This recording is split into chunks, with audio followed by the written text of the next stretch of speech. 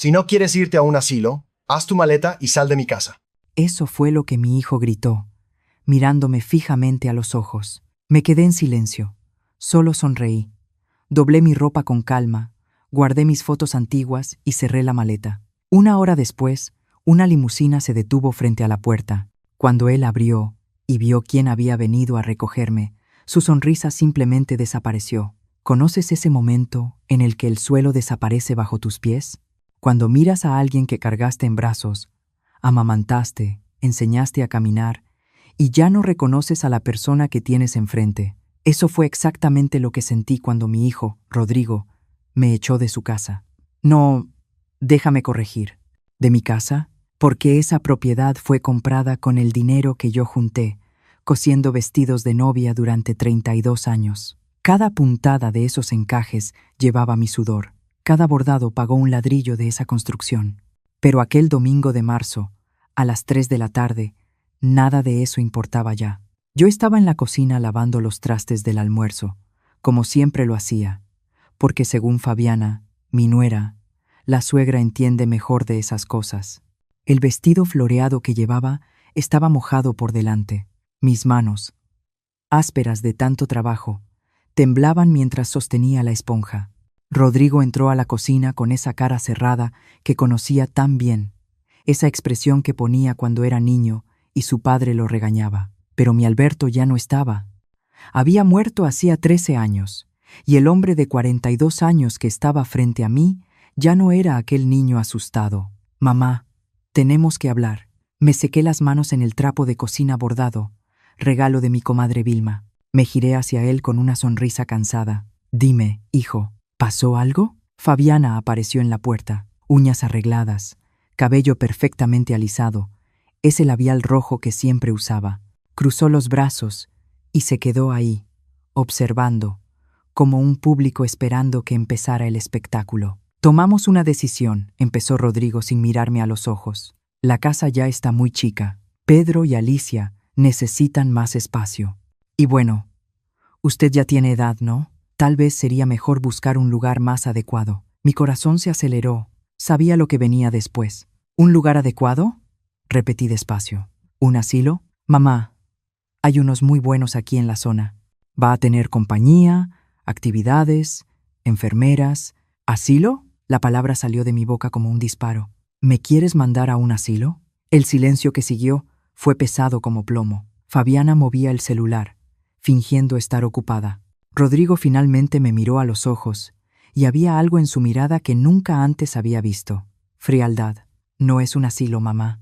Es una residencia asistida. La diferencia es que tú quieres deshacerte de mí. Mi voz no tembló. No iba a darles ese gusto. Fue entonces cuando él explotó. Entonces vete. Vete ya. Si no quieres irte a un asilo, haz tu maleta y sal de mi casa. Su grito retumbó en la cocina. Rebotó en las paredes que yo pinté. Atravesó el pasillo donde colgué los cuadros. Subió por las escaleras que yo limpié todos los santos días durante 3 años. Fabiana sonrió. Una sonrisa pequeña, discreta, que intentó esconder detrás de la mano, pero yo la vi. Y fue en ese exacto momento cuando algo dentro de mí se rompió. No fue mi corazón. Ese ya estaba hecho pedazos. Fue algo más profundo. Fue la última cuerda que me ataba a la ilusión de que todavía tenía una familia. Respiré hondo. Miré a mi hijo, a ese hombre que ya no reconocía, e hice algo que jamás esperó. Sonreí. Está bien, Rodrigo. Voy a hacer mi maleta. Su expresión cambió. Confusión. Tal vez hasta un poco de miedo. Él esperaba lágrimas, súplicas, un escándalo. No esa calma que daba miedo. Subí las escaleras por última vez. Entré al cuartito del fondo donde yo dormía. Sí, el cuarto más pequeño de la casa, el que parecía más un trastero. Tomé mi vieja maleta de cuero, la misma que usé cuando me mudé ahí hacía 3 años. Doblé mi ropa con cuidado. Cada blusa, cada falda, cada rebozo que yo misma había cosido. Tomé la cajita de caoba con las fotos antiguas. Yo y Alberto el día de nuestra boda. Rodrigo de bebé en mis brazos. Mi madre en el patio de la casa donde crecí. No lloré. Ni una sola lágrima. Una hora después, bajé con mi maleta. Rodrigo estaba en la sala, sentado en el sofá que yo compré. Fabiana a su lado, con esa expresión de victoria marcada en el rostro. Fue entonces cuando sonó el timbre. Rodrigo se levantó molesto y abrió la puerta. Y su cara. ¡Ah! Nunca voy a olvidar esa expresión. Una limusina negra, reluciente, estaba estacionada frente a la casa. El chofer, de traje, sostenía abierta la puerta trasera, y del coche bajó un hombre de más de 70 años. Traje azul marino impecable, cabello canoso peinado hacia atrás. Enrique Montenegro, el socio de mi difunto esposo, el dueño de Montenegro Desarrollos, el hombre más rico de la colonia, y estaba ahí por mí. Rodrigo se quedó paralizado en la puerta, con la boca entreabierta. Fabiana se levantó del sofá, pálida. Enrique entró sin pedir permiso, pasó junto a Rodrigo como si fuera invisible, y vino directo hacia mí. Fernanda dijo con esa sonrisa amable que conocía desde mis 25 años. ¿Lista? Tomé mi maleta. Miré a Rodrigo por última vez. Gracias por todo, hijo. Ahora la casa es toda para ustedes. Y salí. La sonrisa de Rodrigo había desaparecido por completo. Mientras la limusina se alejaba, lo vi por la ventana trasera. Mi hijo seguía de pie en la puerta, inmóvil, viendo a su madre irse con toda la elegancia del mundo. Y por primera vez en 3 años, me sentí libre. Si quieres saber qué pasó después, deja tu like y suscríbete al canal, porque esta historia apenas comienza, y lo que viene te va a dejar con la boca abierta. El interior de la limusina olía a cuero legítimo y a perfume caro. Enrique se sentó a mi lado, manteniendo una distancia respetuosa, mientras el chofer avanzaba por la avenida principal de la Ciudad de México. Yo seguía aferrada al asa de mi vieja maleta, como si fuera lo único real en ese momento. Mis manos temblaban, no de miedo, sino de una mezcla extraña de alivio e incredulidad. ¿Estás bien?, preguntó Enrique, con la voz baja y cuidadosa. Quise decir que sí. Quise fingir que todo estaba bajo control. Pero cuando abrí la boca, solo salió un suspiro largo y cansado. No sé qué estoy sintiendo, Enrique. Creo que todavía no me cae el 20. Él asintió, comprensivo. No intentó consolarme con frases vacías. Solo se quedó ahí, en silencio, mientras la ciudad desfilaba por la ventana, edificios, anuncios, gente caminando deprisa por la banqueta. El mundo seguía girando, indiferente, a que mi vida acababa de derrumbarse. Cuando llegamos a su edificio, una torre de vidrio espejado en Polanco, tuve que sujetarme del brazo de Enrique para bajar del coche. Las piernas me temblaban. El portero nos saludó con respeto. «Buenas tardes, señor Montenegro». Ni siquiera me miró 2 veces. Tal vez pensó que yo era alguna pariente lejana. El elevador estaba cubierto de espejos.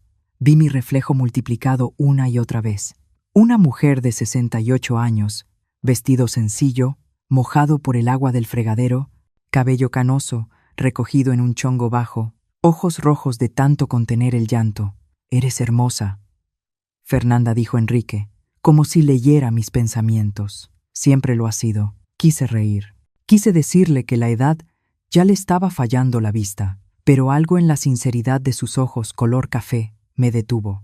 Su departamento estaba en el 23º piso, un penthouse dúplex con vista a toda la ciudad. Cuando abrió la puerta, me quedé inmóvil. Piso de mármol, sala amplia con doble altura, ventanas de piso a techo, mostrando la ciudad bañada por el sol de la tarde. Muebles modernos, de buen gusto, nada exagerado, nada de esos excesos que suelen tener los nuevos ricos. «El cuarto de huéspedes está arriba», explicó Enrique, tomando mi maleta. «Tiene baño privado, closet, balcón. Siéntete en confianza. Esta es tu casa ahora. Tu casa ahora». Las palabras resonaron en mi cabeza mientras subía por la escalera de madera barnizada. El cuarto era más grande que toda el área de servicio donde yo dormía en la casa de Rodrigo. La cama king size tenía sábanas blancas impecables. Las cortinas de lino filtraban la luz dorada de la tarde, y ese olor a lugar nuevo. A comienzo, me senté en la orilla de la cama y por fin dejé que las lágrimas cayeran. No eran lágrimas de tristeza, eran de agotamiento, de alivio, de rabia contenida durante tanto tiempo, que ahora salía como agua de una presa rota. ¿Cuánto tiempo me quedé ahí llorando? No lo sé, pero cuando me detuve ya había oscurecido. La ciudad afuera era un mar de luces parpadeantes. Mi celular empezó a vibrar. Una llamada. Rodrigo. Dejé que sonara hasta que se fue al buzón. Otra llamada. Rodrigo otra vez. La rechacé. Las notificaciones empezaron a llegar en cascada. 47 llamadas perdidas. 23 mensajes de WhatsApp. Abrí los mensajes con el corazón acelerado. Rodrigo, 6:47 de la tarde. Mamá, ¿dónde está usted? Rodrigo, 6:53. Mamá, responde. Rodrigo, 7:1. ¿Quién era ese hombre? Rodrigo, 7:34. Necesita volver para que hablemos bien. Rodrigo, 8:15. Mamá, estoy preocupado. Casi me reí. ¿Preocupado? Ahora estaba preocupado. Después de correrme de la casa frente a su mujer, después de gritarme en mi propia cocina, apagué el celular. Hubo un golpecito suave en la puerta. Fernanda, preparé un té. ¿Puedo pasar? Enrique entró cargando una charola de plata con la tetera, las tazas y unas galletas. Se sentó en el sillón junto a la ventana y sirvió el té en silencio. Manzanilla con toronjil, mi favorito.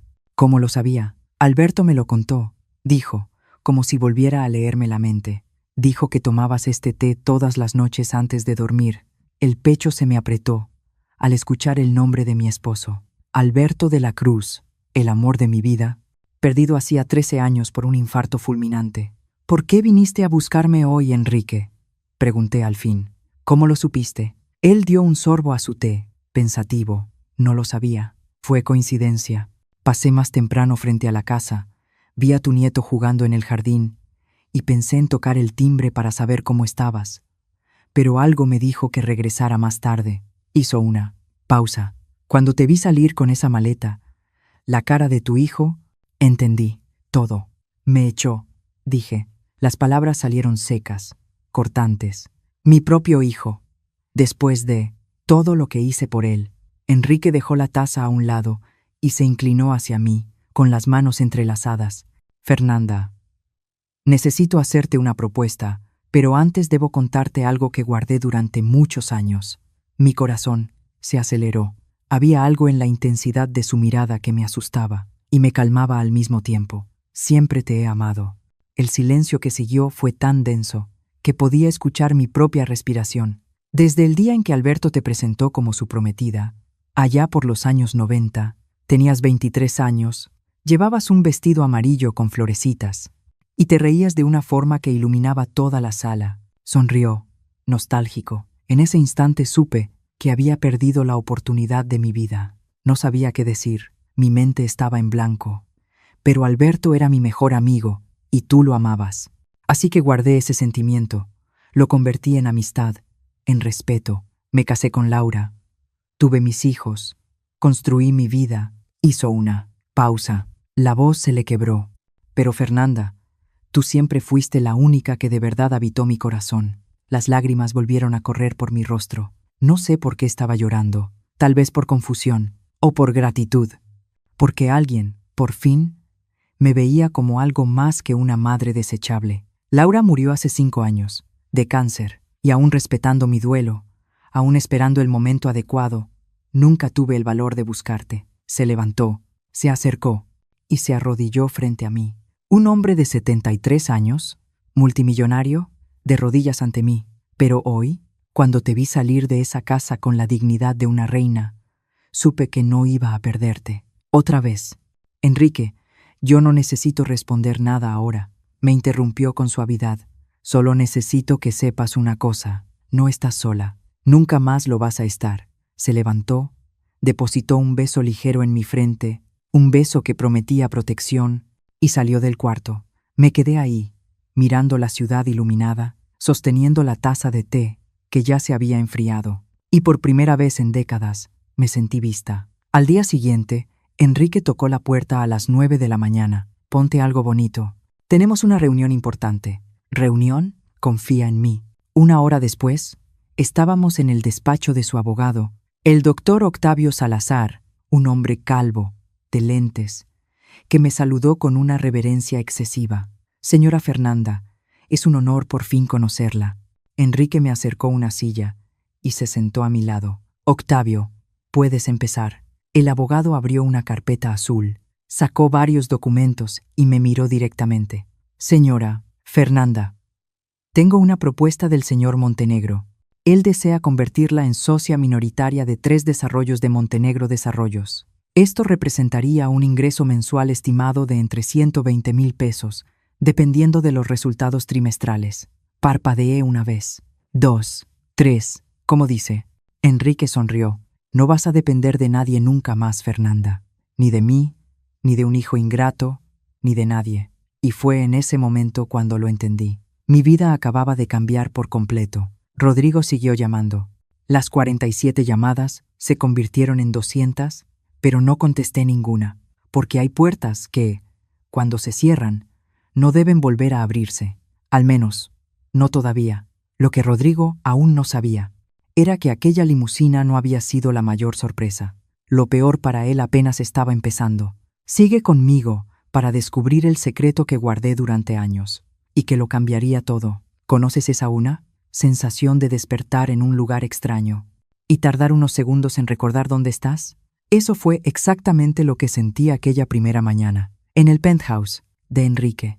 Abrí los ojos y vi el techo alto, las cortinas de lino moviéndose suavemente con la brisa que entraba por la ventana entreabierta. Por un momento pensé que estaba soñando, pero no lo estaba. Me levanté despacio, las rodillas crujiendo. La edad no perdona. Caminé hasta el balcón. Desde ahí arriba, la Ciudad de México parecía otra ciudad, limpia, ordenada, bonita, tan distinta de la vista que tenía desde el cuartito del fondo en la casa de Rodrigo, el muro gris del vecino y el tinaco oxidado. Fue entonces cuando me golpeó, como una ola helada que te tira sin avisar. Había ignorado tantas cosas, tantas señales, tantas pequeñas crueldades, que fui tragándome una tras otra, como si fueran medicinas amargas, necesarias para mantener la paz. Me senté en la mecedora del balcón y dejé que los recuerdos llegaran. 3 años atrás, cuando vendí mi departamento.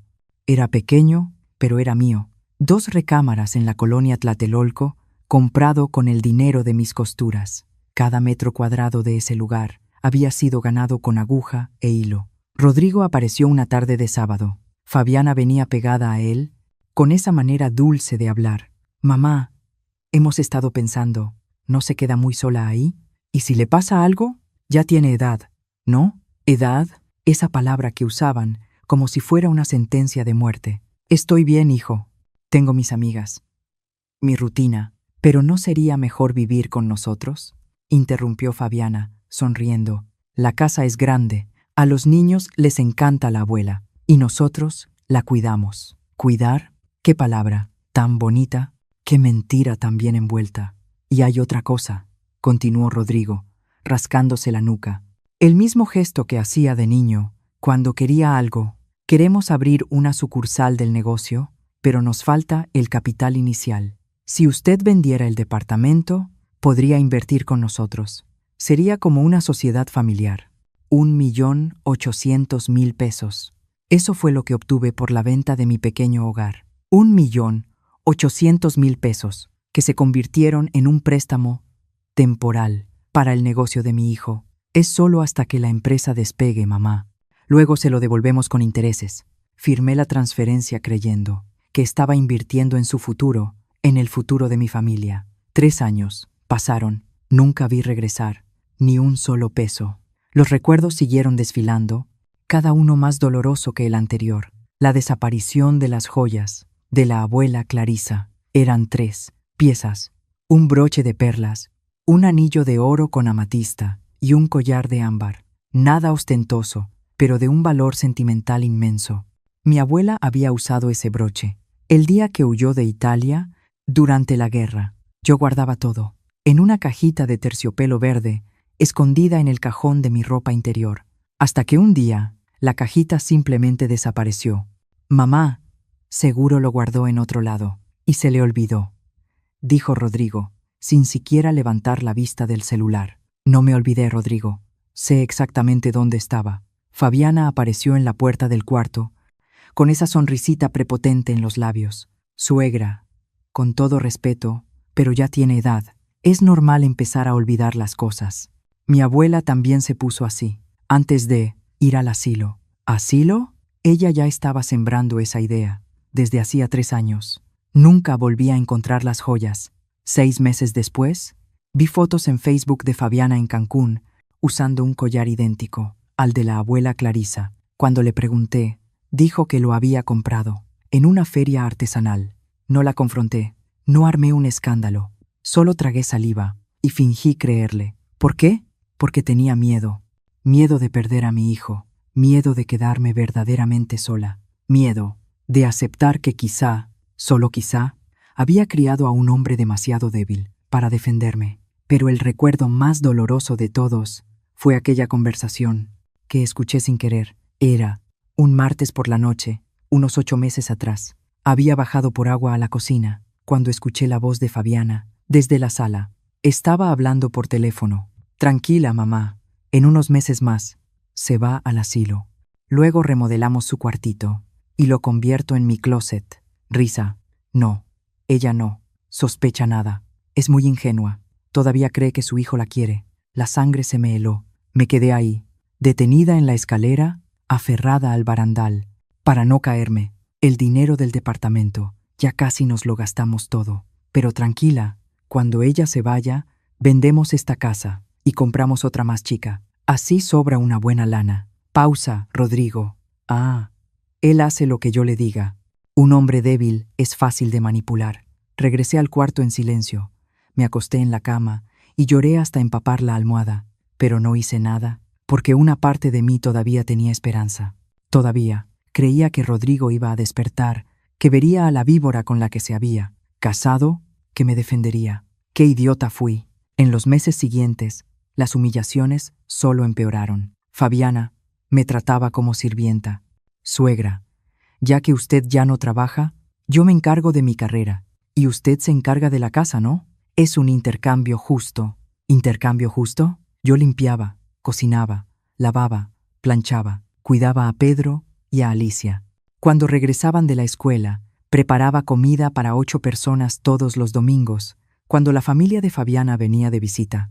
Y a cambio yo tenía un techo, un cuartito en el fondo, y la ilusión de que todavía formaba parte de esa familia. Fernanda, calienta la comida de Pedro, ordenaba Fabiana sin siquiera mirarme. Fernanda, plancha esa ropa. Fernanda, baña a Alicia que necesito salir. Nunca un por favor, nunca un gracias. Nunca mi nombre dicho con respeto. Y Rodrigo, él veía todo en silencio, miraba el celular, fingía que no veía. Hubo una tarde en particular que quedó grabada en mi alma como hierro al rojo vivo. Pedro, mi nieto de 8 años, había hecho un dibujo en la escuela. Una familia, papá, mamá, la hermanita, y en una esquina, muy pequeña, una figura sola. ¿Quién es esta, amor?, pregunté, señalando la figura. Eres tú, abuela. ¿Y por qué estás tan chiquita? La maestra pidió dibujar a la familia, pero mi mamá dijo que tú no eres bien de la familia, que solo vives aquí de favor. Eso me golpeó como un puñetazo en el estómago. ¿Y tú qué piensas, Pedro? Me miró con esos ojitos cafés, inocentes. Yo creo que tú sí eres familia, abuela. Tú haces pastel de chocolate todos los viernes. Fue lo más dulce y lo más triste que me han dicho en la vida. Sentada en el balcón del penthouse, reviviendo cada humillación, cada falta de respeto, cada momento en que me tragué el llanto, y fingí que todo estaba bien. Sentí algo cambiar dentro de mí. No era enojo, no era tristeza, era claridad. Había pasado 3 años aceptando migajas, conformándome con restos de cariño, anulándome para no estorbar, volviéndome invisible, en un intento desesperado de no ser expulsada. Y aún así, fui expulsada, porque para gente como Fabiana, yo nunca sería suficiente, nunca sería lo bastante útil, nunca sería nada más que un estorbo que debía ser eliminado a la primera oportunidad. Y Rodrigo, mi hijo, había elegido su bando desde hacía mucho tiempo, solo que yo estaba demasiado ciega, demasiado enamorada del recuerdo, del niño que fue, para ver al hombre cobarde en el que se había convertido. Tomé mi celular. 213 llamadas perdidas. Ahora, abrí WhatsApp. Los mensajes seguían llegando. Rodrigo, 7:23. Mamá, por el amor de Dios, contesta. Rodrigo, 7:45. Tenemos que hablar. Rodrigo, 8:1. No quise decirlo de esa manera.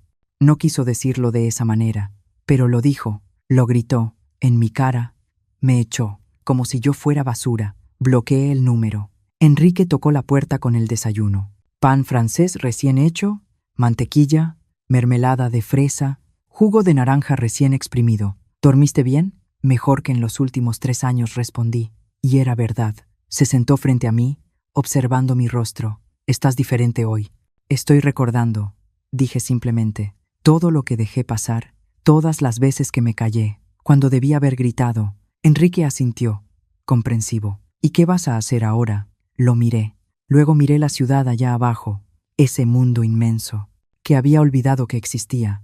Mientras me enterraba, en aquel cuartito del fondo, ahora voy a hacer lo que debía haber hecho hace mucho tiempo. ¿Qué?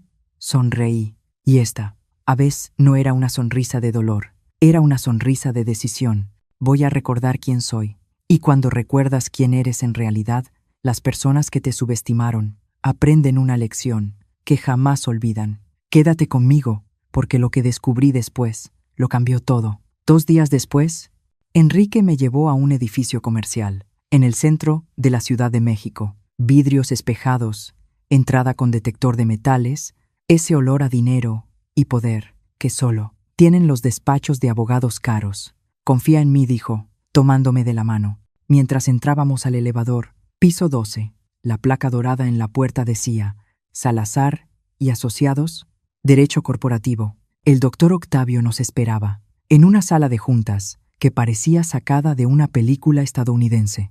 Mesa enorme de caoba, sillas de piel, librero lleno de libros jurídicos, que probablemente nadie había abierto jamás.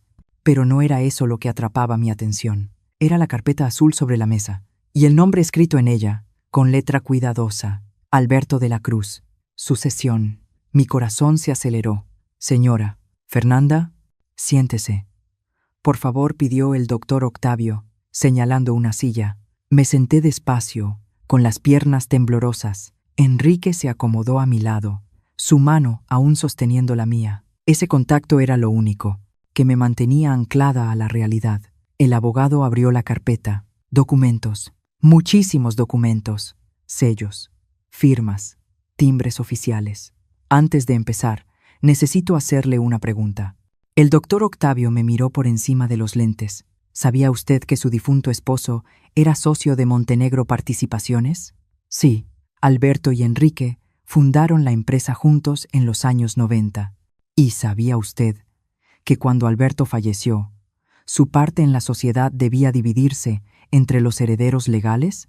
Sí, Rodrigo se quedó con todo, o al menos eso fue lo que él me dijo. El doctor Octavio y Enrique intercambiaron una mirada, de esas miradas que te avisan que algo muy grave está a punto de revelarse.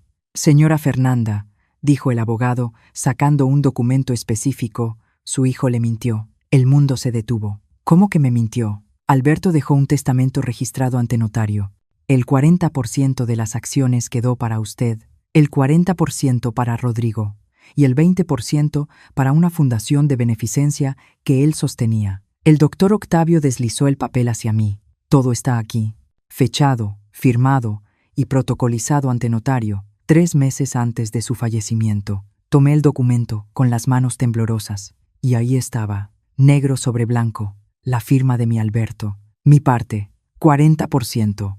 Pero Rodrigo dijo que el abogado le explicó que, como yo no entendía de negocios, era mejor que todo quedara a su nombre. Yo firmé un poder. Usted firmó un poder para que él administrara su parte, no para que se apropiara de ella, corrigió el doctor Octavio con voz firme. Son cosas completamente distintas.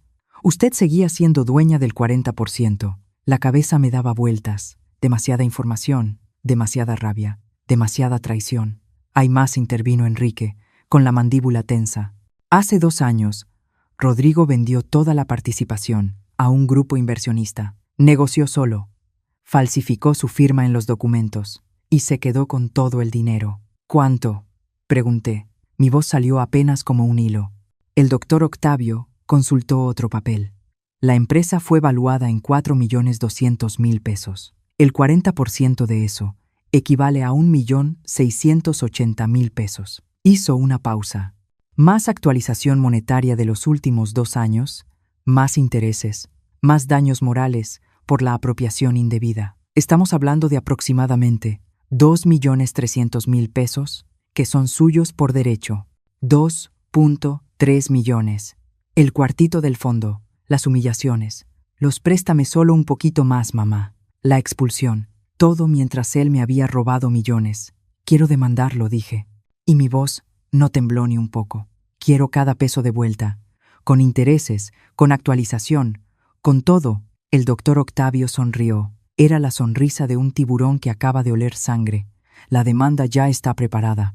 Solo necesito su autorización para presentarla. Tomé la pluma y firmé mi nombre en 3 copias distintas. Cada trazo era una declaración de guerra. Rodrigo será notificado en 48 horas, explicó el abogado. Tendrá 15 días para presentar defensa, pero con las pruebas que tenemos, documentos falsificados, peritaje, grafotécnico, estados de cuenta bancarios, no tiene manera de escapar. Salimos del despacho 1 hora después. Yo estaba aturdida, pero algo nuevo latía dentro de mi pecho. Poder. De regreso, Enrique se detuvo en un café, pidió 2 expresos y me miró con seriedad. Fernanda, ¿estás segura? Demandar a tu propio hijo no será fácil. Va a reaccionar. Fabiana le va a envenenar todavía más la cabeza. ¿Y mis nietos? Lo interrumpí. Mis nietos merecen crecer sabiendo que su abuela no es el tapete de nadie, que la dignidad no se negocia y que robarle a tu propia madre tiene consecuencias. Enrique sonrió, orgulloso. Ese es el espíritu. Regresamos al penthouse. Apagué mi celular, que ya marcaba más de 400 llamadas perdidas, y dormí toda la noche, sin remordimiento, sin culpa, sin miedo. 48 horas después, el teléfono fijo de Enrique sonó. A las 7 de la mañana. Era el doctor Octavio. Ya fue notificado, dijo, y por su reacción, creo que su hijo acaba de tener el peor día de su vida. Colgué y miré por la ventana. La Ciudad de México despertaba despacio, el sol saliendo detrás de los edificios. Y yo apenas estaba comenzando. Rodrigo creyó que había sido listo, que nunca lo descubriría. Pero olvidó algo. Soy hija de inmigrantes italianos, y los italianos no olvidan. Los italianos cobran. Quédate aquí, porque el enfrentamiento que viene te va a poner la piel de gallina. Habían pasado 3 semanas, desde la notificación judicial.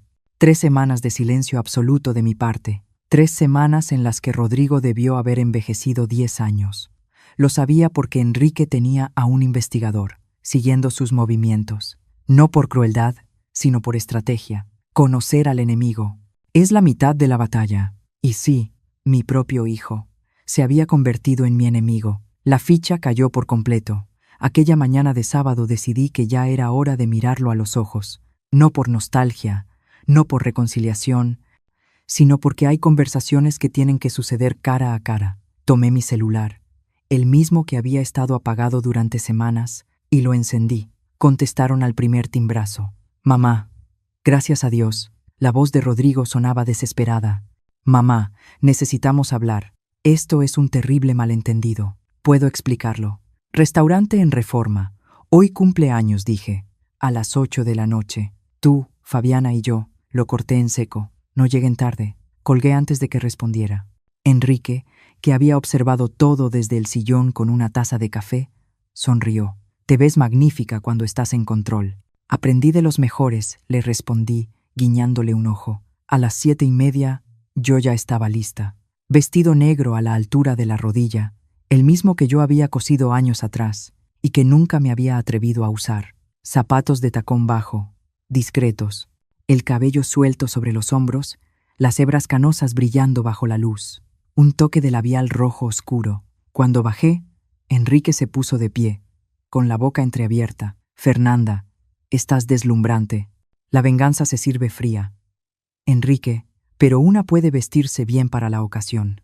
Llegamos al En Reforma en punto de las 8. El restaurante era exactamente como lo imaginaba. Candelabros de cristal, mesas con manteles blancos impecables, meseros con guantes blancos. El tipo de lugar donde una comida cuesta más de lo que yo ganaba en una semana de costura. Rodrigo y Fabiana ya estaban ahí. sentados en una mesa del rincón, visiblemente incómodos. Cuando me vieron entrar, las reacciones fueron opuestas. Rodrigo palideció. Fabiana abrió los ojos, con la boca entreabierta, porque yo ya no era la viejita del vestido floreado, mojado del fregadero. Era otra persona. O mejor dicho, era yo otra vez. Me acerqué despacio, sintiendo las miradas del restaurante sobre mí. O tal vez era paranoia, pero en ese momento me sentía como una reina. ¡Mamá! Rodrigo se levantó torpemente, intentando abrazarme. Me hice a un lado. Me senté frente a los dos, crucé las piernas y le hice una seña al mesero. «Una copa de vino tinto, por favor». Silencio incómodo. Fabiana jugueteaba nerviosa con la servilleta.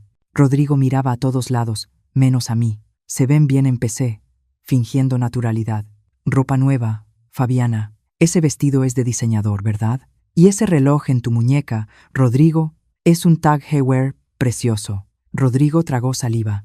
«Mamá, sobre la demanda». «Ah, la demanda», lo interrumpí, sonriendo. «Justo de eso vamos a hablar, pero antes, abrí mi bolsa y saqué un sobre color manila. Lo coloqué en medio de la mesa. Quería mostrarles algo». Fabiana miró el sobre como si fuera una bomba. «¿Qué es eso?», preguntó con voz aguda. «Ábrelo y verás». Rodrigo tomó el sobre con las manos temblorosas. Lo abrió, y el poco color que le quedaba en el rostro desapareció por completo. Eran copias. Copias de los documentos falsificados, de la firma adulterada, de los estados de cuenta bancarios, mostrando el depósito de 1.680.000 pesos en su cuenta hacía 2 años. «¿De dónde sacaste esto?», susurró. «Tu padre era un hombre precavido, Rodrigo. Guardaba copias de todo en una caja fuerte. Y cuando murió, me dejó una llave». Mentira, pero ellos no necesitaban saberlo. Nunca imaginé que tendría que usar eso contra mi propio hijo. «Mamá, puedo explicarlo». «Entonces explica». Mi voz era tranquila, peligrosamente tranquila. «Explica por qué falsificaste mi firma. Explica por qué robaste casi 2 millones de pesos que eran míos. Explica por qué me hiciste dormir en un cuartito de servicio, mientras gastabas mi dinero en relojes suizos y restaurantes caros». El mesero trajo mi vino. Di un sorbo largo, saboreándolo. Era lo mejor que había probado en años. Fabiana intentó recomponerse. «Suegra, nosotros no quisimos». Me giré hacia ella. La mirada que le lancé debió haber sido aterradora, porque se echó hacia atrás en la silla. «Tú no hablas. No tienes derecho a hablar conmigo. Tú robaste las joyas de mi abuela, me trataste como empleada, y planeaste meterme en un asilo, para convertir mi cuarto en tu closet». Ella empalideció. «¿Cómo sabes eso? ¿Quién te dijo?». «Las paredes oyen, querida, y tú hablas demasiado fuerte por teléfono». Rodrigo se cubrió el rostro con las manos. «Mamá, todo fue culpa mía. Fabiana no tuvo nada que ver». «¿Ah, sí?». Me incliné hacia adelante. «Entonces asume que desviaste mi dinero, que me echaste de mi propia casa, que me gritaste en la cara, como si yo fuera un perro». Las lágrimas ya corrían por su rostro, pero yo no sentía lástima. «No sé qué te pasó, Rodrigo. El niño que yo crié ya no existe. En su lugar hay un hombre cobarde, manipulable, que eligió el dinero antes que a su propia madre». «Mamá, lo siento mucho». «¿Lo sientes?». Reí. Una risa amarga, sin alegría. «¿Lo sientes porque te descubrí? Porque ahora hay una demanda. Porque ahora vas a tener que devolver cada peso que robaste, con intereses y actualización». Me levanté y tomé mi bolsa. ¿Sabes qué es lo más irónico? Vendí mi departamento para invertir en tu negocio. 1.800.000 pesos. Y luego, otros 1.000 pesos, que nunca me devolviste. Y mientras tanto, tú estabas sentado sobre casi 2 millones de pesos que eran míos. La empresa iba mal, mamá. Yo necesitaba ese dinero». «¿Necesitabas?». Mi voz subió un tono. Algunas personas en el restaurante voltearon a vernos. No me importó. «¿Necesitabas un coche nuevo? ¿Viajes a Cancún? ¿Ropa de diseñador? ¿Mientras tu madre lavaba tu ropa interior y dormía en un cuartito sin ventana?». Silencio. Fabiana también tenía lágrimas en los ojos ahora, pero no eran de arrepentimiento, eran de rabia. «Tu abogado se pondrá en contacto con el mío», dije, ya alejándome de la mesa. «O devuelves lo que es mío por las buenas, o la justicia te lo va a quitar por las malas. Y créeme, va a doler mucho más». Mamá, espera. Me giré una última vez. Una cosa, Rodrigo. Cuando yo muera, y va a tardar, porque ahora tengo motivos para vivir muchos años, no te aparezcas en mi funeral. No derrames lágrimas falsas. No finjas que fuiste un buen hijo, porque tuviste la oportunidad de serlo, y la tiraste a la basura. Salí del restaurante con la cabeza en alto. El chofer de Enrique me esperaba en la puerta con el coche. Subí, respiré hondo, y solo cuando el vehículo comenzó a avanzar fue que empecé a temblar, que sentí el peso de ese enfrentamiento, que dejé caer una sola lágrima. No era de tristeza, era de alivio, porque por fin, después de tanto tiempo, había dicho todo lo que necesitaba decir. Pero aquella cena fue solo el comienzo, porque cuando Fabiana se dio cuenta de que lo estaba perdiendo todo, mostró quién era en realidad, y la trampa que preparó casi me destruye. Quédate conmigo, lo peor aún estaba por venir. Después de esa cena, creí que por fin podría respirar, que lo peor había pasado, que ahora solo quedaba esperar a que la justicia hiciera su trabajo. Qué equivocada estaba. Una semana después, Enrique entró a mi cuarto, con una expresión que nunca le había visto, una mezcla de rabia y asco. Fernanda, tenemos que hablar. El estómago se me revolvió. Ese tono nunca traía buenas noticias. Se sentó en la orilla de la cama, sostenía un sobre color café y no me miraba a los ojos. El investigador que contraté para seguir el caso descubrió algunas cosas. Enrique hizo una pausa larga. Sobre Fabiana, ¿qué hizo ahora? Abrió el sobre. Fotos, muchas fotos. Fabiana entrando a un hotel. Fabiana saliendo de un departamento. Fabiana besándose con un hombre, que definitivamente no era Rodrigo. Un hombre más joven, musculoso, cabeza rapada, playera sin mangas, de esos que pasan el día en el gimnasio, tomándose selfies. ¿Quién es?, pregunté, aunque ya sabía la respuesta. Julio César Telles, 32 años, entrenador personal. Trabaja en un gimnasio en Polanco. Enrique pasó más fotos. Se ven desde hace por lo menos un año. 2 o 3 veces por semana, siempre en el mismo motel, sobre el periférico. Sentí una oleada de satisfacción amarga. Así que la santita también tenía secretos. ¿Hay más? Enrique asintió, y ahora mostró estados de cuenta bancarios. ¿Recuerdas las joyas de tu abuela que desaparecieron? Fueron vendidas en una joyería del centro, por 23,000 pesos. El dinero entró a una cuenta conjunta, que Fabiana mantiene en secreto, con ese Julio. 23,000 pesos. Las joyas de la abuela Clarisa, vendidas para financiar una relación extramarital. Y esto dijo, entregándome el último documento. Boletos de avión a Cancún, marzo del año pasado. Fabiana Cristina Méndez y Julio César Telles.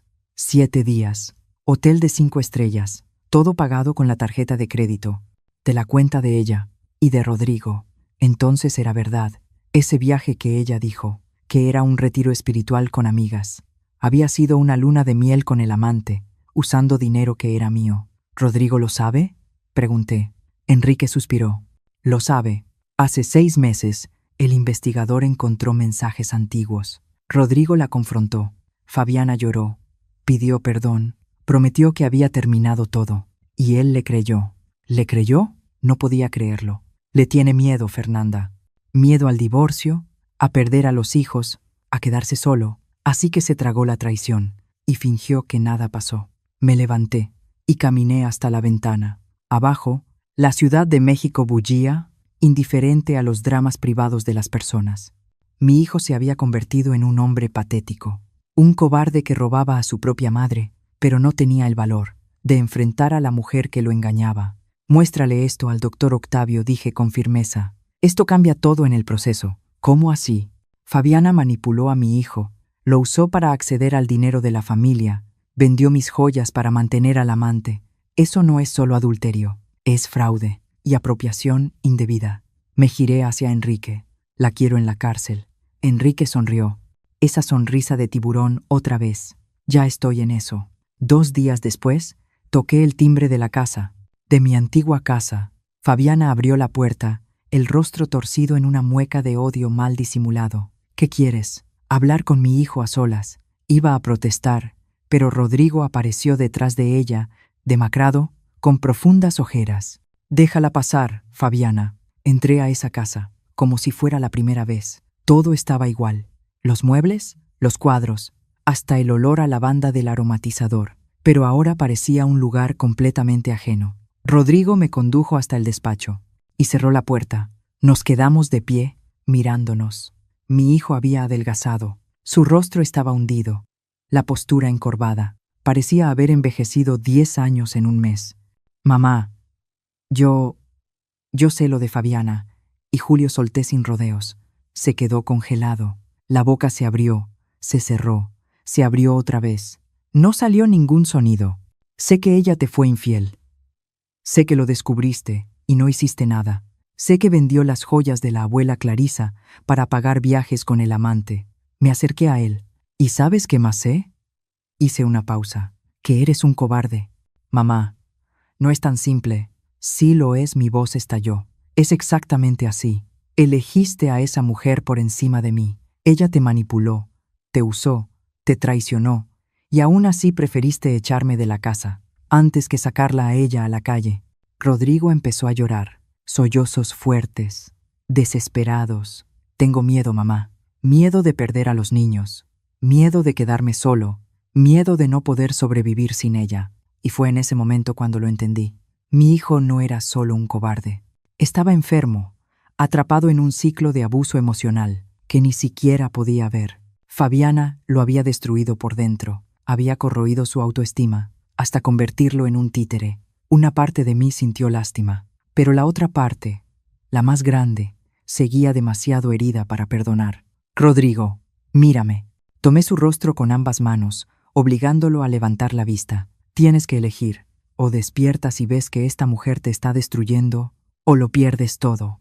La empresa, el dinero, los hijos y a tu madre. No quiero perderte, mamá.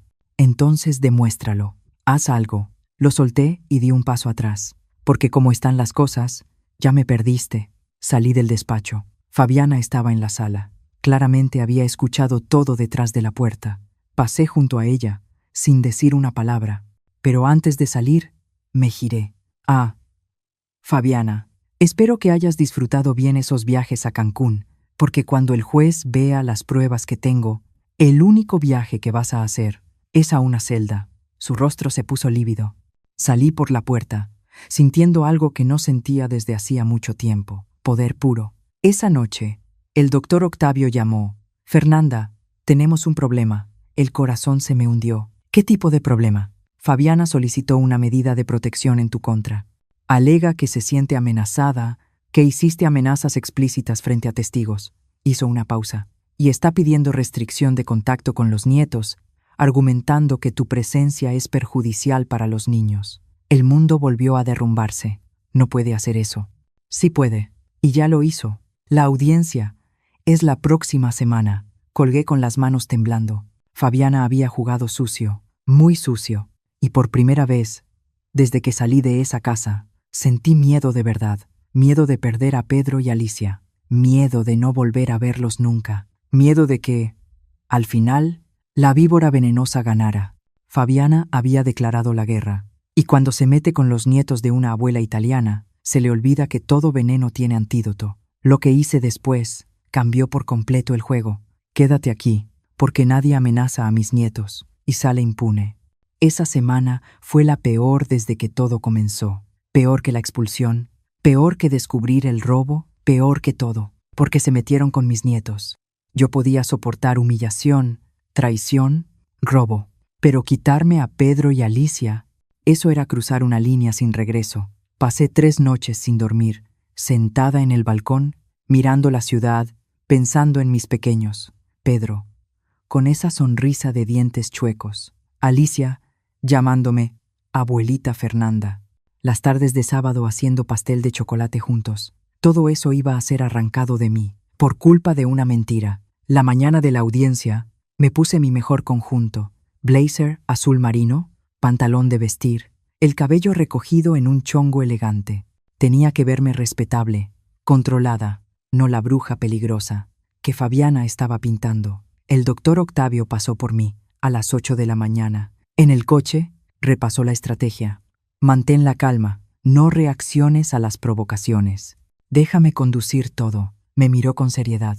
Y Fernanda, prepárate. Fabiana va a mentir mucho. El juzgado era un edificio antiguo en el centro, con olor a humedad y papel viejo. Pasillos estrechos, gente por todos lados, abogados de traje hablando en grupos, familias enteras esperando en sillas de plástico, y al fondo del pasillo estaban ellos, Fabiana, vestida de manera recatada, falda abajo de la rodilla, blusa cerrada hasta el cuello, maquillaje ligero, cabello recogido, sin aretes llamativos, la imagen perfecta de la madre de familia preocupada. Rodrigo a su lado, mirando al suelo. No levantó la vista cuando pasé.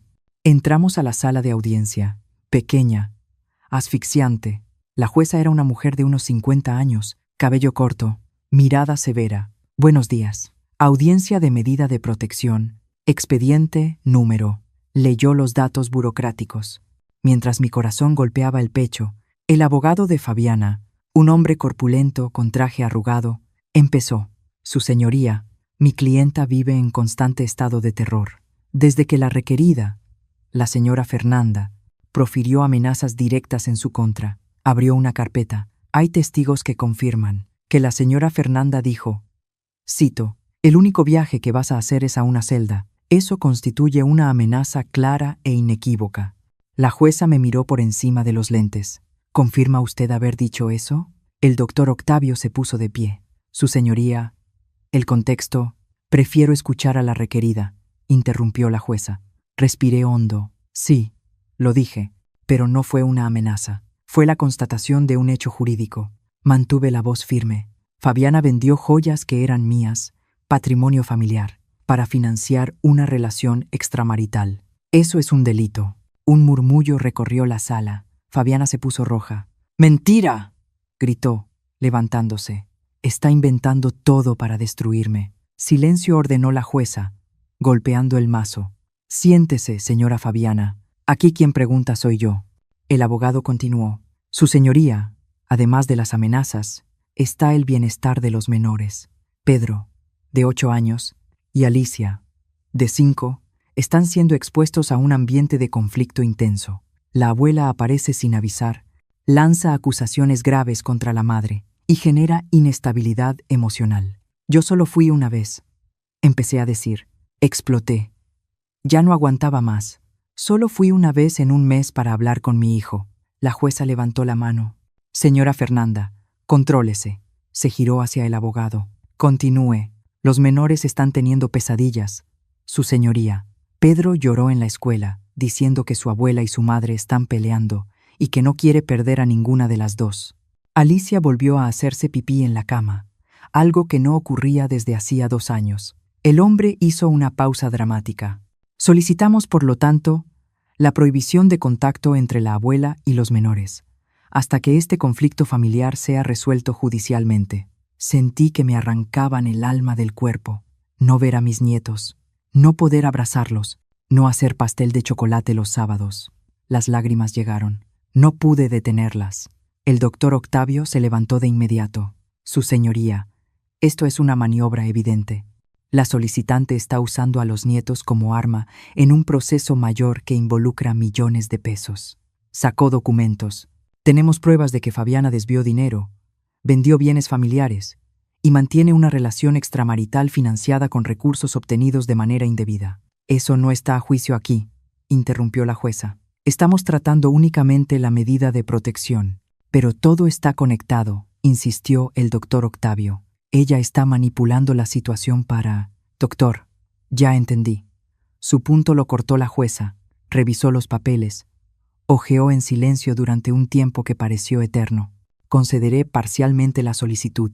Mi mundo se derrumbó. La señora Fernanda queda prohibida de acercarse al domicilio de la familia. Luego me miró. «Sin embargo, las visitas a los nietos se mantienen, siempre que sean supervisadas y en un lugar neutral, una vez por semana». No era lo que yo quería, pero tampoco era el peor escenario. Fabiana, en cambio, tenía una expresión de triunfo en el rostro. Para ella, cualquier restricción ya era una victoria. Salimos del juzgado. Yo estaba destrozada. Enrique me esperaba afuera con el coche. En cuanto me vio, corrió y me abrazó. Y ahí, en la banqueta sucia de ese juzgado viejo, me derrumbé. Lloré como no lloraba desde que Alberto murió.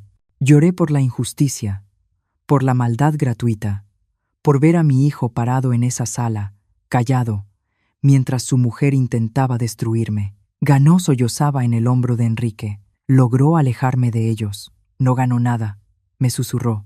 Esto fue solo una batalla, Fernanda.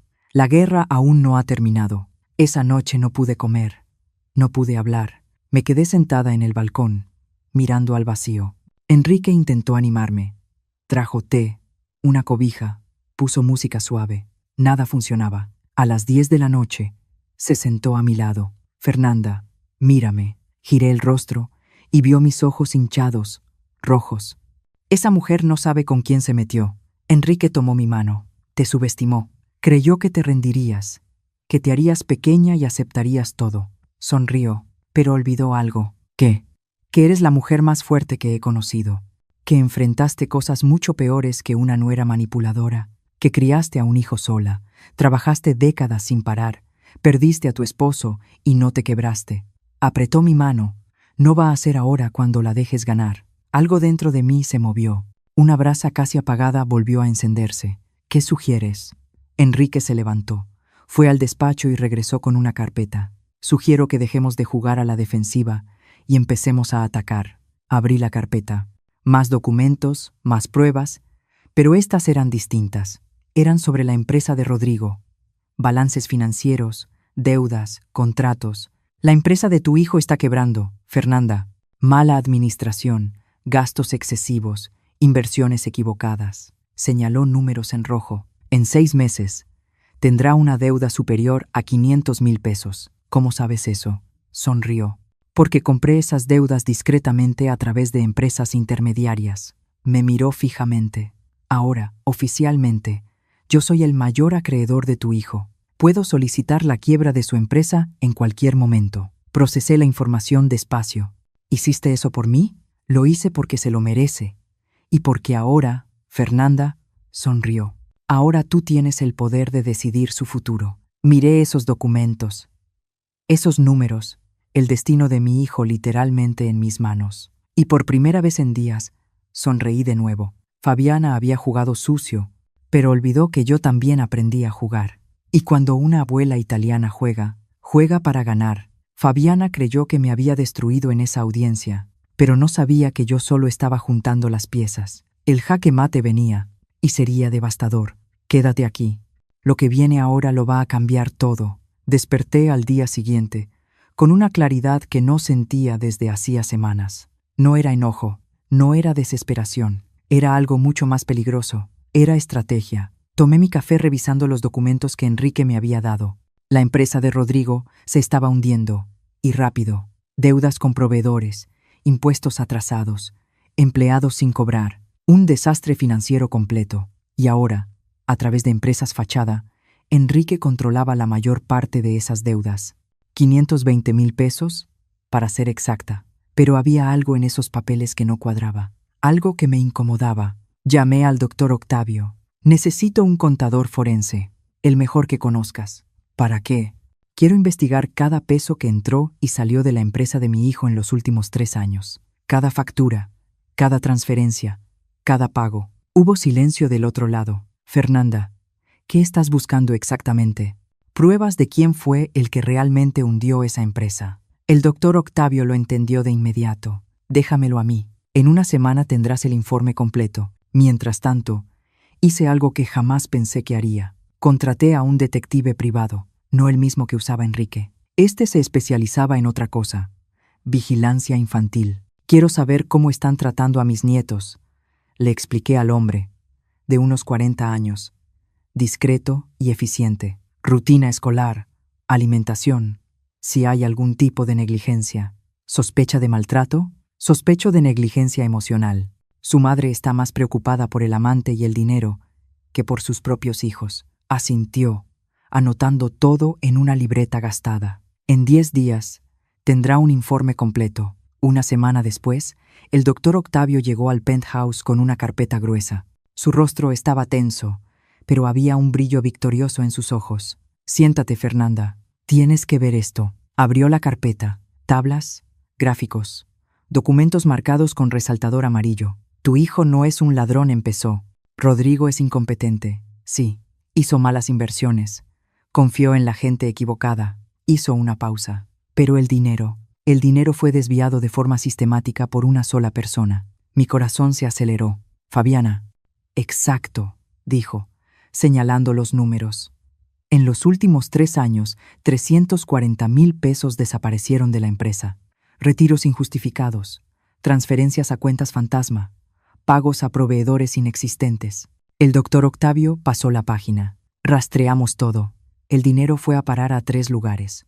Una cuenta conjunta de ella con Julio, inversiones a nombre de su madre, y la compra de un departamento en Acapulco, que nadie sabía que existía.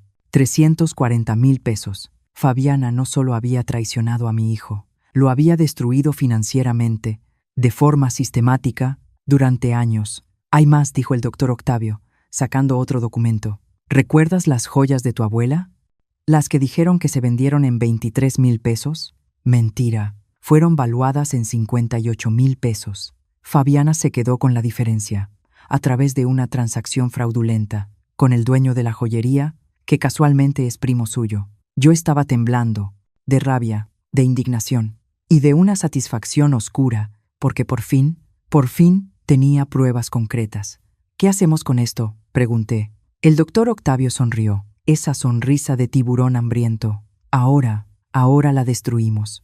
Al día siguiente, el detective que investigaba a mis nietos me entregó su informe. Pedro había faltado a la escuela 3 veces en la última semana. Fabiana simplemente no lo llevó, porque se le olvidó. El niño estaba comiendo mal. El lonche escolar, siempre olvidado en casa.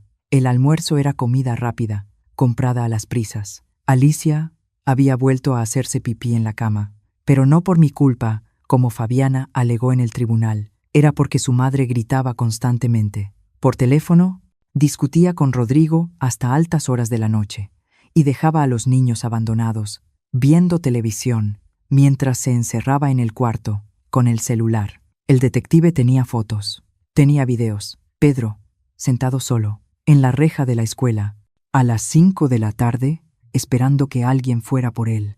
Alicia llorando en el parque, porque nadie le había puesto bloqueador solar, y estaba quemada. Negligencia, clara, documentada, innegable. Sostuve esas fotos, con las manos temblorosas. Mis bebés, mis nietos, sufriendo, mientras esa víbora fingía ser una madre ejemplar. En el juzgado, ¿tengo suficiente?, le pregunté al doctor Octavio, extendiendo todos los documentos.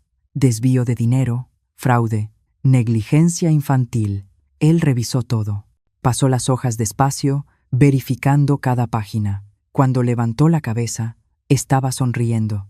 Fernanda, no solo tienes suficiente. Golpeó la mesa con satisfacción. Tienes un arsenal nuclear, pero había algo que aún me carcomía por dentro. Rodrigo, mi hijo, débil, manipulado, destruido emocionalmente. Una parte de mí quería verlo pagar por todo lo que había hecho, pero otra parte, la parte que todavía era madre, quería salvarlo.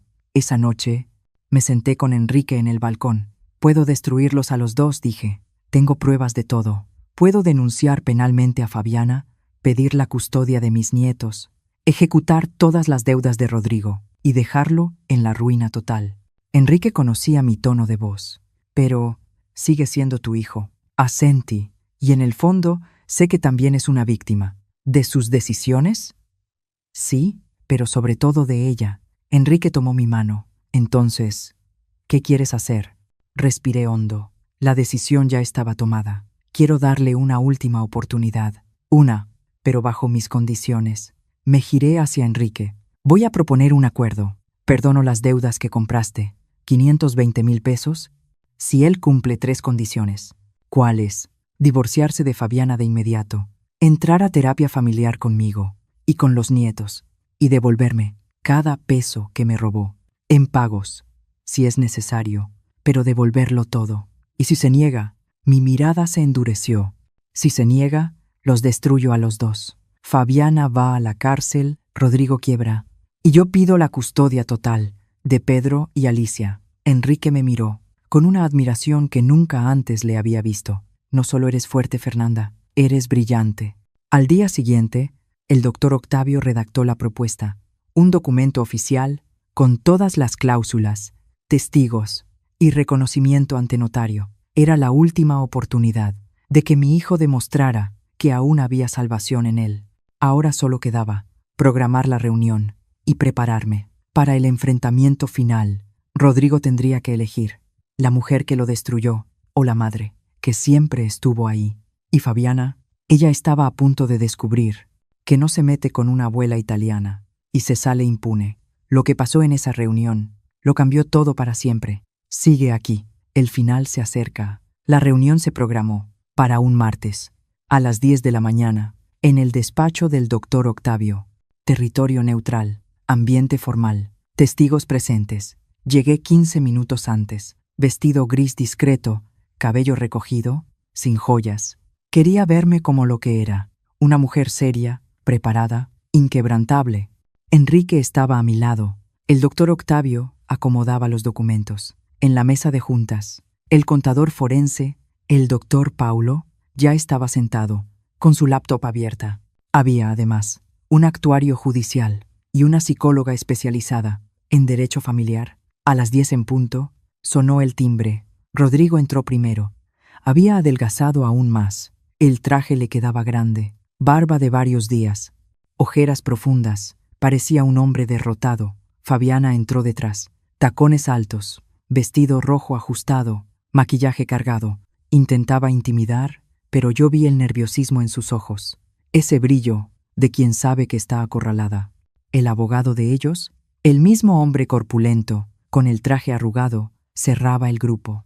Buenos días. A todos comenzó el doctor Octavio, con tono formal. Gracias por asistir. Esta reunión tiene carácter conciliatorio, pero también probatorio. Todo lo que se diga aquí está siendo grabado y podrá usarse judicialmente. Fabiana estaba a punto de protestar, pero su abogado le sujetó el brazo. «¿Pueden empezar?», dijo con resignación. El doctor Octavio encendió el proyector. La primera imagen que apareció en la pared fue una hoja de cálculo financiera. Vayamos directo al punto. En los últimos 3 años, 340,000 pesos desaparecieron de la empresa del señor Rodrigo. Señaló los números en rojo. Transferencias no autorizadas, pagos fraudulentos, desvío sistemático de recursos.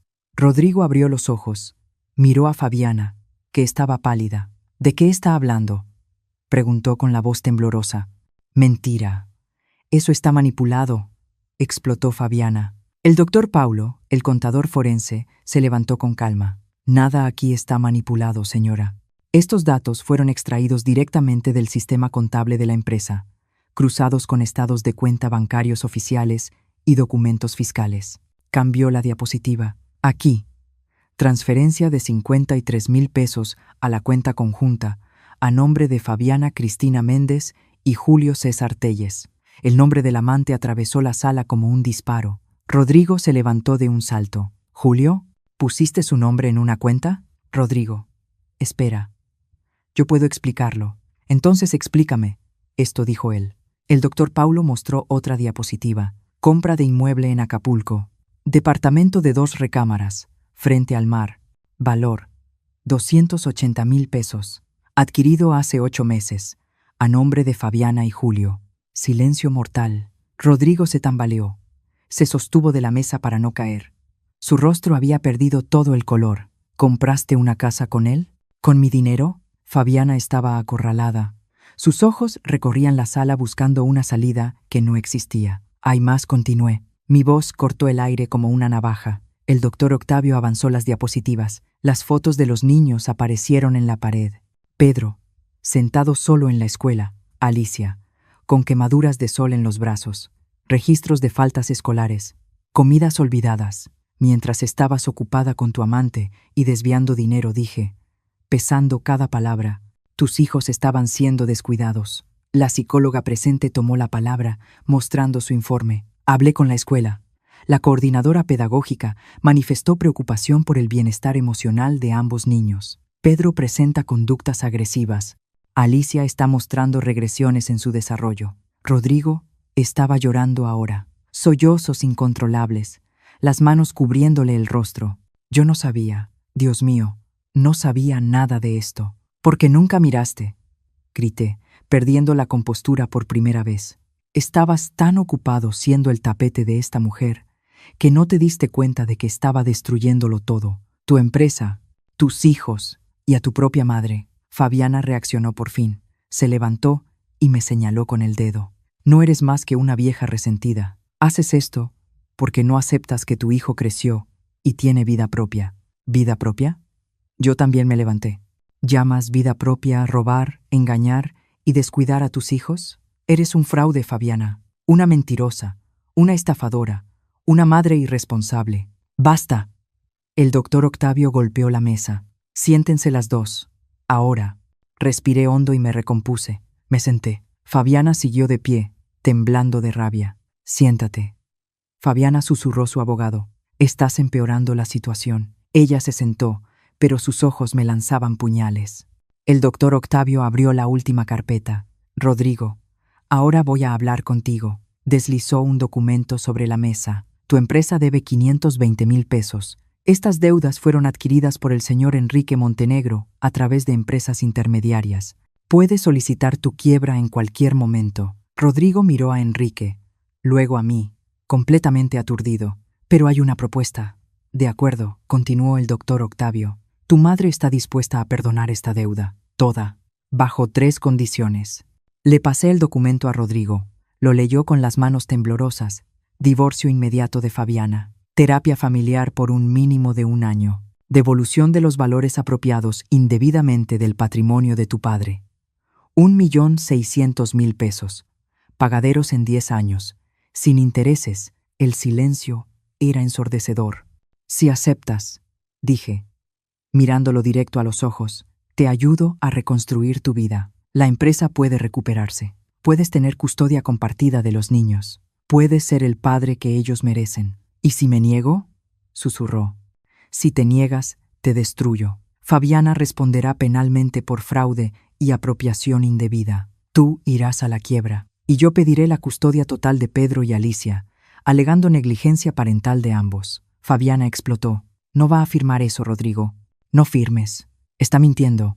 «¿Mintiendo?». El doctor Octavio empujó otro documento hacia el centro de la mesa. «Este es el acta policial ya registrada en tu contra, Fabiana. Fraude, falsificación de documentos y apropiación indebida.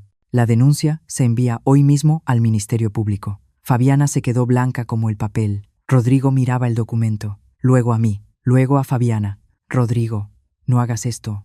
Ella suplicó, cambiando el tono. «Piensa en los niños. Piensa en nuestra familia». «¿Familia?». Rodrigo se giró hacia ella y había algo distinto en sus ojos. Rabia. «Tú destruiste mi familia», dijo por fin. «Robaste mi empresa, me traicionaste con otro hombre, compraste una casa con él y todavía tienes el descaro de hablar de familia». Tomó la pluma y firmó. Fabiana gritó. Gritó de verdad, insultó, lloró, intentó arrancar el documento de su mano. El actuario tuvo que detenerla. «Eres débil, eres un cobarde. ¿Te vas a arrepentir de esto?». «Ya me arrepiento», respondió Rodrigo, con la voz quebrada, pero firme. «Me arrepiento de haber tardado 13 años en ver quién eres en realidad». Fabiana fue escoltada fuera, todavía lanzando amenazas. Cuando la puerta se cerró, volvió el silencio. Rodrigo se dejó caer en la silla, se cubrió el rostro con las manos y lloró. Y yo solo miraba a ese hombre destruido, que un día fue mi niño. Me levanté, fui hasta él y le puse la mano en el hombro. «Ahora volvemos a empezar», susurré, «desde cero, juntos». Me abrazó y lloramos juntos, porque algunas cosas, aunque rotas, todavía pueden arreglarse. Lo peor había pasado. La serpiente quedó expuesta, pero la historia aún no había terminado. Faltaba una última cosa, la más importante de todas. «Quédate conmigo hasta el final». 6 meses parecen poco tiempo, cuando lo dices así, rápido, pero cuando estás reconstruyendo una vida entera, cada día pesa como 1 año. Estoy aquí ahora, sentada en el balcón del penthouse, tomando mi desayuno. El sol de septiembre entra por las ventanas, calentándome el rostro. Allá abajo, la Ciudad de México despierta una vez más. El tráfico, la prisa, la vida ocurriendo. Pero aquí arriba, por fin, paz. Muchas cosas cambiaron en estos 6 meses. Déjame contarte. Fabiana está cumpliendo una pena alternativa. No fue a la cárcel. El juez consideró que no tenía antecedentes y le permitió cumplir 200 horas de servicio comunitario, limpiando guarderías públicas. Lo perdió todo. El departamento en Acapulco fue rematado para pagar las indemnizaciones. El amante, Julio, desapareció cuando se acabó el dinero. Qué curioso cómo esos hombres desaparecen tan rápido, ¿verdad? Ella intenta llamar a los niños. A veces Pedro contesta, educado, pero distante. Alicia todavía llora después de las llamadas, pero el psicólogo dice que eso mejorará con el tiempo. Rodrigo, mi hijo, ahora vive en un departamento de 2 recámaras en Iztacalco. Modesto, sencillo, pero limpio y ordenado. Consiguió trabajo en una empresa de logística. No es dueño, no es gerente, es simplemente empleado. ¿Y sabes qué me dijo la semana pasada? Mamá, por primera vez en años duermo en paz, porque ya no hay deudas con el banco, ya no hay mentiras que sostener, ya no hay una serpiente susurrándome veneno al oído. Tiene custodia compartida de los niños. Todos los martes y jueves duermen en su casa y cada sábado los trae aquí. Hoy es sábado. Miro el reloj. Son las 9:15. Deben llegar en cualquier momento. Suena el timbre. Mi corazón se acelera. Siempre es así, como si fuera la primera vez. Abro la puerta. Abuela Fer. Alicia se lanza a mis brazos. Está más grande, el cabello más largo. Esa sonrisa desdentada porque perdió los 2 dientes de adelante. Pedro viene detrás, más contenido. Tiene 8 años ahora. Cree que ya es demasiado grande para abrazos efusivos, pero cuando me ve, corre también. Abuela, trajimos los ingredientes. Papá nos dejó escoger en el súper. Rodrigo está parado en la puerta, una bolsa de mandado en cada mano. Subió un poco de peso. Por fin su rostro ya no está hundido. La luz volvió a sus ojos.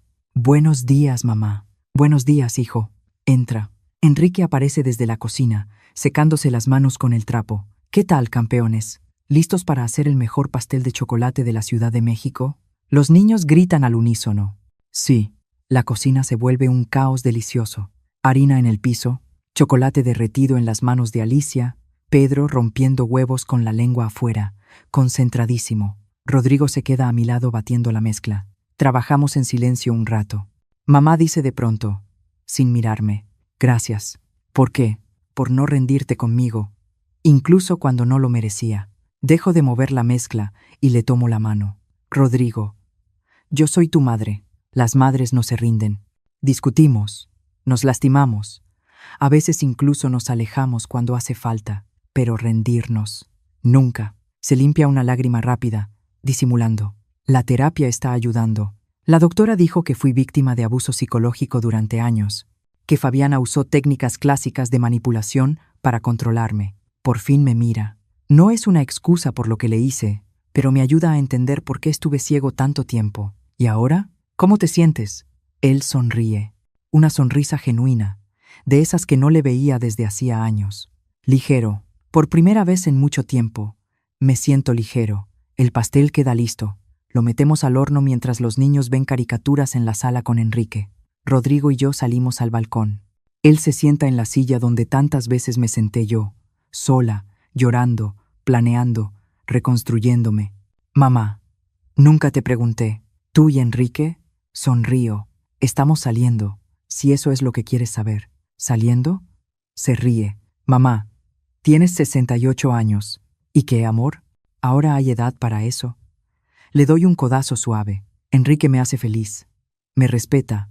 Me trata como reina. Es todo lo que merezco después de tanto tiempo conformándome con migajas. Rodrigo se pone serio. Te lo mereces. Te mereces todo lo bueno. Nos quedamos mirando la ciudad juntos, madre e hijo, que un día fueron enemigos, y hoy apenas están empezando de nuevo. Mamá, sobre el dinero, los pagos, no te preocupes por eso ahora. Ve pagando despacio, a tu ritmo. No se trata del dinero, Rodrigo. ¿Entonces de qué? De que entiendas que las acciones tienen consecuencias, de aprender a valorar a quien de verdad te ama, de ser un hombre de verdad, no el que grita y oprime, sino el que sostiene, protege y honra. Asiente pensativo. Desde el horno llega el olor a chocolate. ¿Ya está listo, abuela?, grita Alicia desde la sala. 10 minutitos más, mi amor. Cortamos el pastel todos juntos alrededor de la mesa. Pedro cuenta cosas de la escuela. Alicia muestra un dibujo que hizo. Una familia. La abuela, el papá, ella, Pedro y Enrique. Todos tomados de la mano. ¿Y la mamá? Pregunta Rodrigo con cuidado. La mamá está en otra hoja, responde Alicia. Sencilla. Porque ahora vive lejos. Los niños tienen esa sabiduría cruda, ¿verdad? Entienden las cosas a su manera. Enrique me mira desde la cabecera de la mesa. Sonríe. Yo le devuelvo la sonrisa. Después, todos se van. Rodrigo se lleva a los niños al parque. Me quedo sola con Enrique en el balcón otra vez. Él me toma la mano. Lo lograste, Fernanda. Reconstruiste todo. Lo logramos, corrijo. Yo no habría podido hacer nada de esto sola. Sí habrías podido. Eres la mujer más fuerte que conozco. Apoyo la cabeza en su hombro. El sol se está poniendo, pintando el cielo de naranja y rosa. ¿Sabes qué aprendí con todo esto? Digo despacio. ¿Qué? Que no tenemos que aceptar migajas. Que la dignidad no se negocia. Que incluso cuando la vida te rompe en 1000 pedazos, lo miro. Siempre podemos reconstruirnos. Y cuando nos reconstruimos con nuestras propias manos, pieza por pieza, ¿no volvemos a ser lo que éramos antes? ¿En qué nos convertimos? Sonrío. En diamante. Creyeron que me romperían. No sabían que ya me habían roto y reconstruido tantas veces, que aprendí a convertirme en diamante. Y el diamante, cariño, ya no se rompe. El diamante brilla. Si esta historia tocó tu corazón, si te viste reflejado en algún momento de este camino, déjame un comentario aquí abajo contando desde dónde nos estás viendo. Y si conoces a alguien que necesita escuchar este mensaje, que nunca es tarde para empezar de nuevo, que la dignidad no tiene precio y que merece ser tratado con respeto, comparte este video, deja tu like, suscríbete al canal y activa la campanita para no perderte las próximas historias, porque aquí no contamos historias vacías, contamos historias que transforman, que enseñan y que te recuerdan quién eres en realidad. Un abrazo fuerte y recuerda, eres más fuerte de lo que imaginas.